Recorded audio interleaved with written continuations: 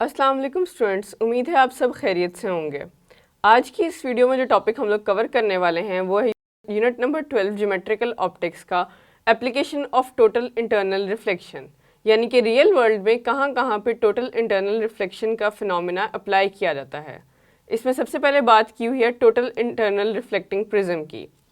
Total internal reflective prism basically क्या होता है कि ऑप्टिकल इंस्ट्रूमेंट्स में एक राइट एंगल्ड प्रिज्म यूज़ किया जाता है, किस लिए कि वो रिफ्लेक्ट कर सके बीम ऑफ लाइट को 90 डिग्री या फिर 180 डिग्री के एंगल पे। जब 90 डिग्री या 180 डिग्री का एंगल बनेगा तो वो राइट एंगल होगा और टोटल इंटरनल रिफ्लेक्शन के प्रोसीजर को करेगा। इसमें लोगों ने बात की है कि एक प्रिज्म होता है, उसका एक साइड 90 डिग्री की होती है, एक एंगल 90 डिग्री का होता है जब एक राइट एंगल्ड प्रिज्म हम यूज़ कर रहे होते हैं। और इसकी एप्लीकेशन कहाँ कहाँ होती है? कैमरा, पेरिस्कोप, टेलीस्कोप, इस तरह के ऑप्टिकल इंस्ट्रूमेंट्स में इसको यूज़ किया जाता है।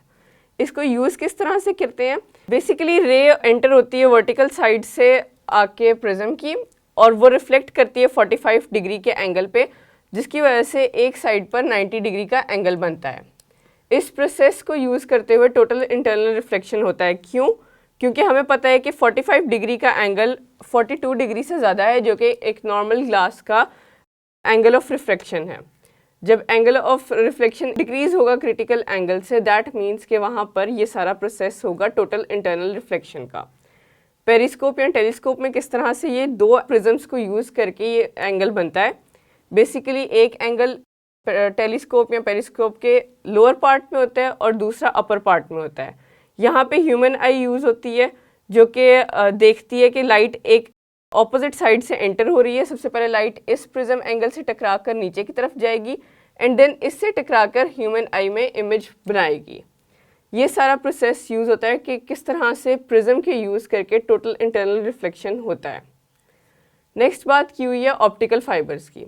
ऑप्टिकल फाइबर्स बच्चों टेली कम्युनिकेशन के लिए बेसिकली यूज़ होते हैं और पाकिस्तान में बहुत ज़्यादा इसका यूजेज है।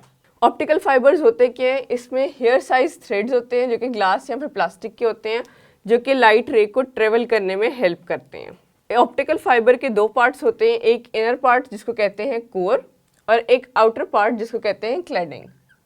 अब कोर क्या होता है? कोर हाई रिफ्रैक्टिव इंडेक्स से बना होता है। इसमें जो शीशा या प्लास्टिक यूज़ किया जाता है वो हाई रिफ्रैक्टिव इंडेक्स का होता है, जबकि क्लैडिंग में लोअर रिफ्रैक्टिव इंडेक्स यूज़ की जाती है।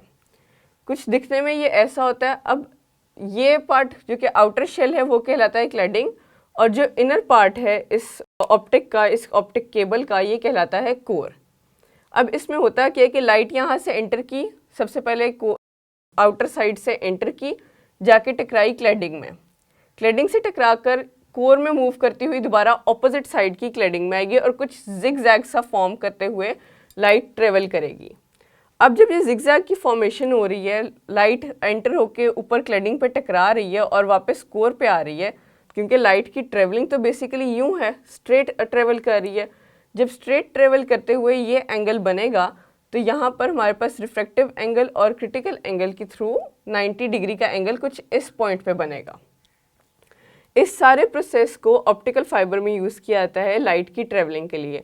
बेसिकली लाइट एक एंड से ट्रेवल करेगी ऑप्टिकल फाइबर में, वो पहले जाके क्लैडिंग के साथ टकराएगी एंड देन कोर में ट्रेवल करते हुए ऑपोजिट साइड की, यानी कि शेल के ऑपोजिट साइड के साथ आके टकराएगी।